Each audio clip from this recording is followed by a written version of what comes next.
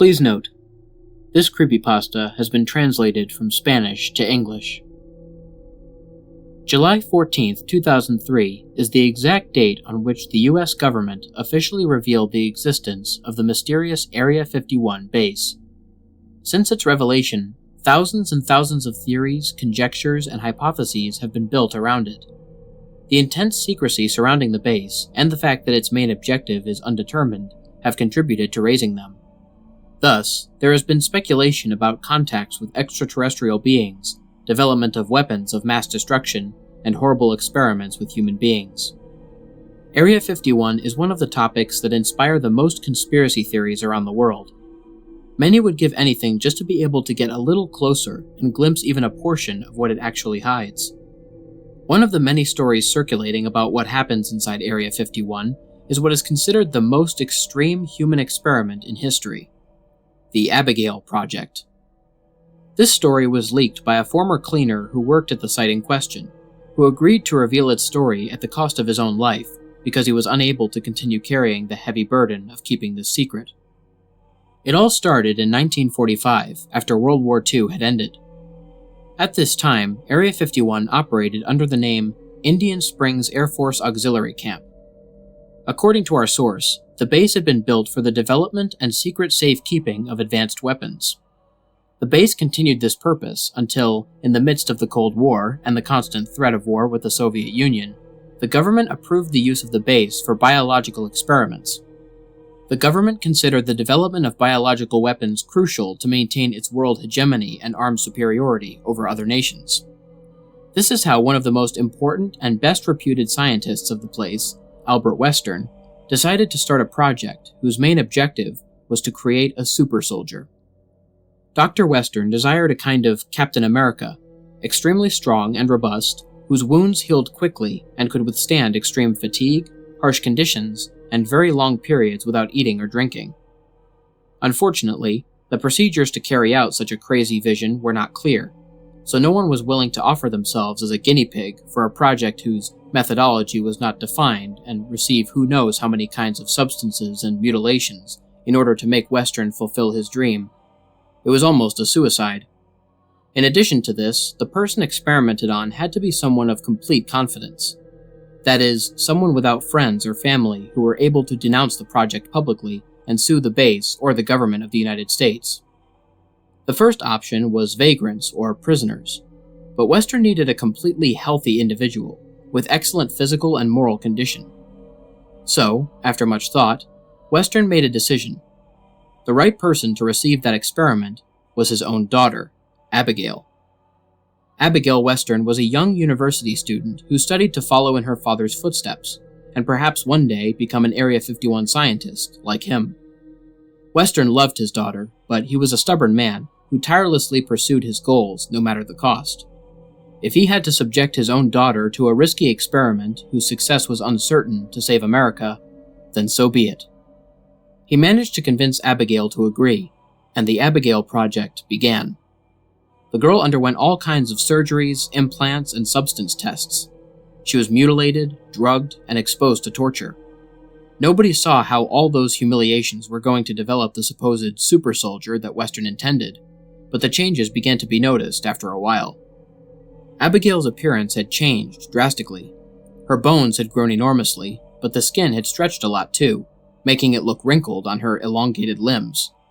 Her teeth were also growing gigantic, and her behavior was becoming more animalistic and less rational. Several colleagues of the scientist urged him to stop the Abigail Project, that it was outside the limits of all human and scientific action, that the project had been diverted, and now the damage was irrecoverable. But Western, in his arrogance, was willing to take the experiment to its ultimate consequences. It wasn't that he hated his daughter. On the contrary, she was the most precious thing in the world to him. However, he knew that if they ended the project, the young woman would die immediately, since her disfigured body now depended on the technology and conditions that were in the base to survive. Some employees of Area 51, the cooks, revealed to the man who leaked this story that they were ordered to prepare huge plates of food that they had to introduce through a slot into a room sealed with a steel door. They never knew for sure what was behind it, but there were many rumors about the kind of monster that was inside. They also said that on several occasions, They managed to see Western standing in front of the door, crying or talking to this creature. Eventually, Abigail ended up losing what was left of her human rationing. She became a beast. The Abigail Project had officially failed, and Dr. Western finally realized what a mistake he had made. He had subjected his daughter to endless ailments without sufficient scientific criteria, and for what? He had only managed to turn his beloved and beautiful girl into a wild and lethal monster which only saw him as subsistence. With nothing to continue living for, Albert Western committed suicide in 1947, but not before strongly begging that his daughter not be murdered, that they try to return her to normal, or at least leave her alive. The government was not willing to continue spending money on that failed project, but, out of respect to Dr. Western's reputation, they fulfilled the part about leaving her alive. They were not going to kill her directly, but they would let hunger take away that monster. They stopped providing any food or medical care for poor Abigail. As a result, on the first night, many employees of the base reported hearing howls and loud scratches. At one point, the alarms went off, but when the head of the base went to check, to his surprise, the steel door was knocked down and the monster was not there. A while later, the remains of 2 guards were found. The creature had run away, hungry. An extensive search and capture operation was immediately carried out within and around the base. Although an attempt was made to annihilate the creature, bullets and explosives did not seem to seriously damage it. So, once they managed to surround it in an underground area of the base, they decided to trap it there and seal the area under layers of steel and concrete. It's been more than 70 years since the Abigail Project, and there are still Area 51 employees who claim that in the West Wing, behind the walls and especially under the floor, you can hear choked scratches and grunts from time to time. The question is, how has Abigail survived so long without food or water? Perhaps Western's project wasn't as much of a failure as he had thought. Maybe, if he continued to test other subjects, he would eventually have managed to create his dreamed invincible soldier. But the question we should be asking is this: if starvation, thirst, bullets, or explosives can't kill her, what can? Today, Abigail is believed to be one of the reasons why Area 51 is so sheltered. They don't know what it is, and they don't know how to fight it. They fear that if some curious person comes across it one day, or if the creature manages to escape, things would undoubtedly end very badly for everyone.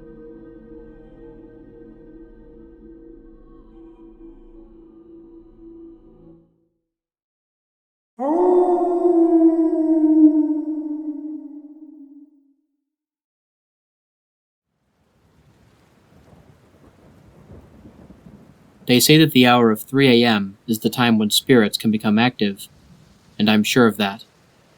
My apartment was always a little too quiet for one in the city, especially at night. No drunk shouting in the street at that time, no sound of car horns and alarms could penetrate the dark at that particular hour. It's like my apartment was high on a platform, surrounded only by a dense fog that the sharpest of hawk eyes couldn't penetrate. I was usually attempting to sleep at that time, after bleaching my skin in the pure electric light of my computer screen. Emphasis on the phrase attempting, because from that stems this tale. I advise you, if you've been here long enough to find it, you'll soon discover of what I'm talking about. I should really tell you anyway, just so you know you're not insane. I know I'm not. Every night for the past 4 months, a strange sound would pierce the strange blur that surrounded my home, or maybe just my mind. I have searched the apartment many times for it, but behind the hollow-sounding ivory walls and hard pine floors, I couldn't find any source. The sound, at first, was like scratching. If you have fingernails, drag them along a table. That's what it sounded like. It was slow, and every time I heard it, I froze up.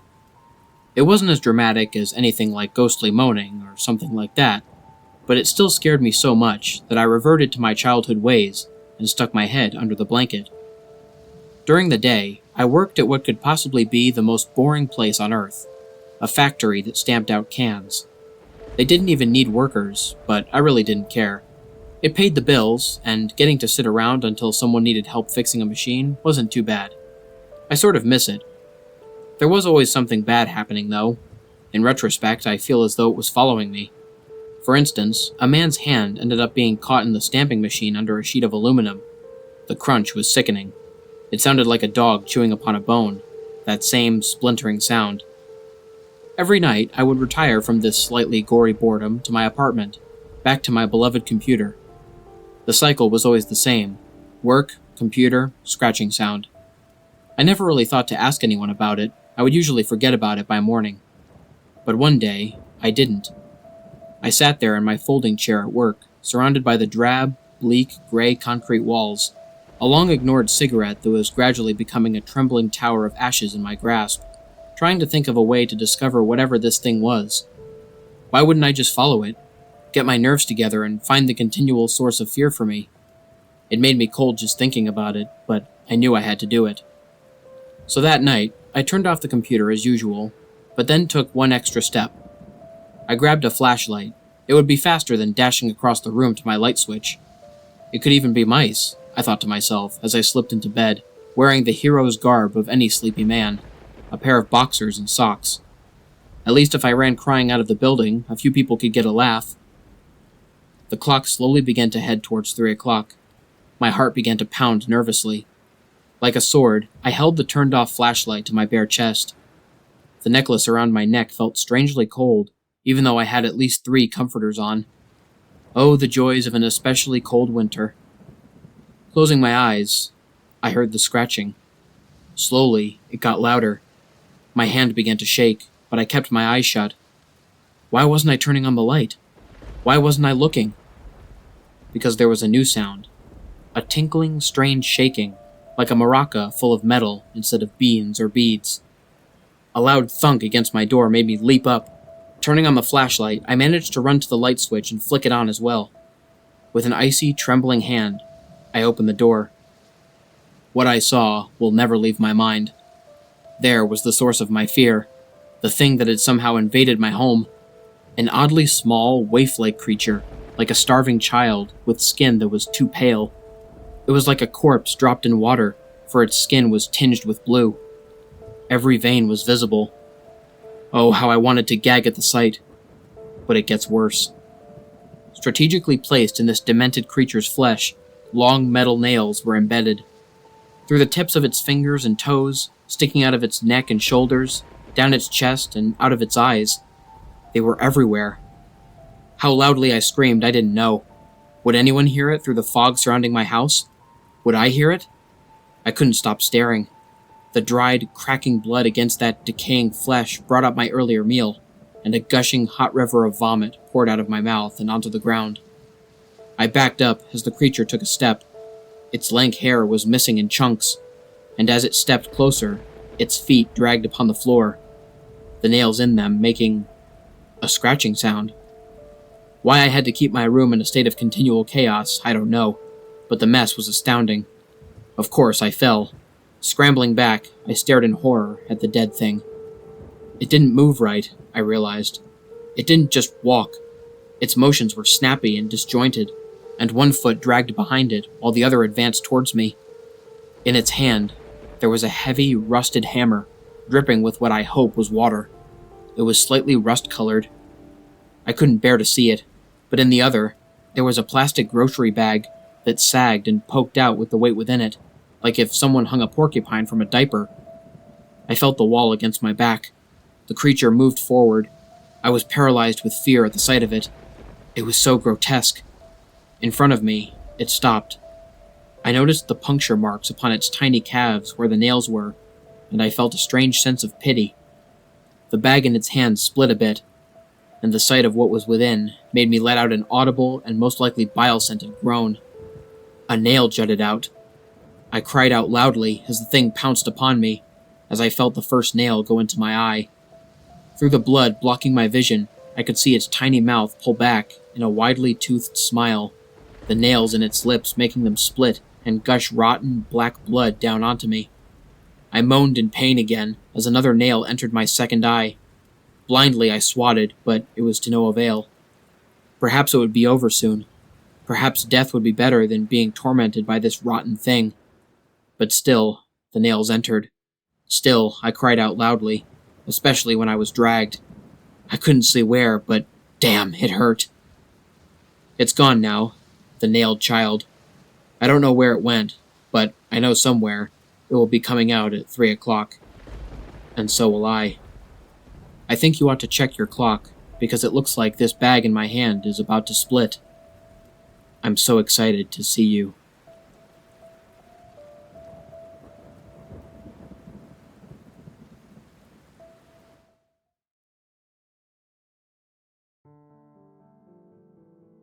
What's up, everybody? This is the Lone Wolf here. Thank you so much for listening. I hope you guys enjoyed my narrations of the Abigail Project and Nails. If you did, please feel free to like, share, and subscribe, especially if you are new to my channel. Hit that bell for notifications and join the Lone Wolf Pack. If anybody wishes to reach out to me regarding personal stories, recommendations, advice about the channel, or just to say hello, feel free to leave a comment on any of my videos or send me a DM on any of my social media platforms. There will be links to my email, my Twitter, my Discord server, and my Instagram in the description. For anybody interested in the music, all of the tracks used in this video will be listed in the description below, along with links to the artists that created them. Until next time, stay spooky. And remember, the hunt begins when the moon is full. See you soon.